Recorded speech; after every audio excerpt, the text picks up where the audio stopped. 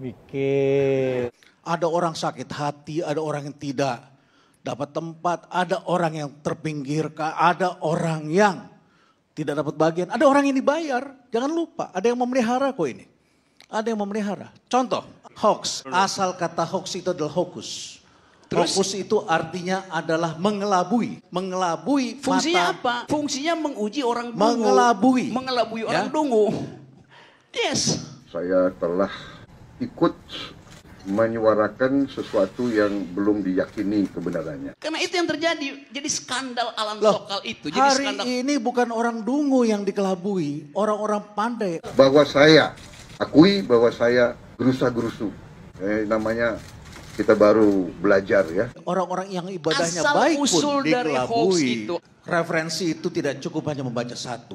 Bukan tidak cukup Anda itu. harus Asal usul banyak pertama. membaca buku, Anda harus baca referensi. Dengan referensi tunggal itulah jadinya seperti ini. Itu Karena referensi paling Anda dasar memiliki satu untuk referensi belajar seperti tentang itu. hoax. Kalau Anda hanya persepsi dan tunggal, memang itu jadi bahaya memang. Kita tidak memahami itu, mungkin juga bahasa Inggrisnya kacau. Ya, kalau kita baca benar-benar kita buka ini, makanya jangan buka Google bahasa Indonesia. Harus juga pakai yang cari bahasa Inggris sehingga muncul hoaxnya itu yang jelas gitu. Kamus Bahasa Indonesia memang KBBI itu mengatakan hoax itu adalah berita bohong. Tapi kalau kita telusurin lagi kamus dalam sains, itu jelas sekali kok. Itu adalah kebohongan yang dibuat. Kebohongan yang dibuat dengan tujuan jahat. Tujuannya jahat ini. Kali ini saya pencipta hoax terbaik ternyata. Ya enggak? Itu strategi iblis itu, hoax itu strategi iblis, mau dipertahankan. Saya pemimpinnya, saya tanggung jawab. Saya akan ke neraka, saya akan ke neraka. Dan begitulah mereka yang ingin berkuasa selalu. Melemparkan hoax kan dengan tujuan. Dan apakah itu dibayar oleh dari dalam negeri? Ini ada kaki tangan juga, ini kan cyber war, Bang Garni. Ini kan sekarang hoax itu bukan bohongan biasa, ini sudah didesain dengan teknologi, pakai algoritma pula. Yang tidak ada hatinya. Tidak ada hatinya itu algoritma. Televisi sekarang Bang Karni ini kuat karena medsosnya. Kita lihat bagaimana streamingnya, kekuatannya. Dewan Pers mengumumkan data tahun 2017. Ternyata media online ada 43 ribu. Media online. Tahu berapa yang profesional Bang Karni? Hanya 4%. Jadi hanya 168 dari media online itu yang didukung oleh orang-orang profesional. Apa poin saya? Ada teknologi, ada kejadian, ada omongan-omongan seperti ini, ada perilaku-perilaku terbaru. Ini kan ditonton orang dan menimbulkan perilaku-perilaku dan menimbulkan nanti dampak-dampak tertentu. Kemudian kita lihat lagi, dulu Dewan Pers itu, terus kemudian ada undang-undang pers kan. Pers mengatur, ada gatekeepernya, ada kode etiknya. Bang Karni ini ngomong juga ada kode etiknya. Tidak bisa sembarangan. Kita semua tahu ada caranya. Tapi kan sekarang dengan kebebasan, ketika kebebasan terjadi, bandulnya, ini kan kebebasan seperti apa yang kita inginkan.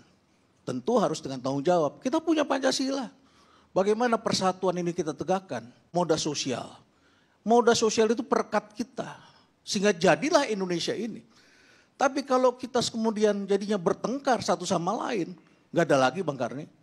Yang terjadi adalah kita akan tinggal kembali di dalam gua-gua, bukan lagi menjadi suatu bangsa yang bersatu, tetapi adalah tribes. Suku-suku yang kecil-kecil karena perbuatan dari satu dua orang yang barangkali diuntungkan dan mendapatkan kesempatan. Dan barangkali juga karena dia tidak pandai, tidak cermat membaca referensi-referensi ke depan. Kita selalu mengacu pada masa lalu, kita berpikir yang masa lalu itu adalah selalu benar. Dan kemudian kita tidak melihat apa yang harus kita hadapi di masa depan. Kemudian kita terperangkap dan akhirnya kemudian kita menyesali. Saya minta klarifikasi, Anda mengatakan bahwa ALC itu oposisi. Kapan saya ngomong bahwa Ada. ALC oposisi? Bahwa itu forum oposisi. Oke, saya Ada terangkan sekarang. videonya. Oke, saya terangkan ya. Kenapa ILC itu oposisi gitu. Karena saya hanya bisa menyalurkan pikiran oposan saya melalui ILC. Jadi saya anggap ILC adalah saluran oposisi saya. Tapi gara-gara Anda bicara, ALC anggap orang oposisi. Kenapa Anda bilang lagi bahwa ALC tempat Anda berbohong? Saya nggak bilang berbohong, tempat saya ngibul. Tempat saya ngibul. Lain dengan berbohong. Sekarang juga saya lagi ngibul. Jadi pendidikan yang bagus buat masyarakat. Nggak taunya kita cuma dikasih ngibul aja. Bikin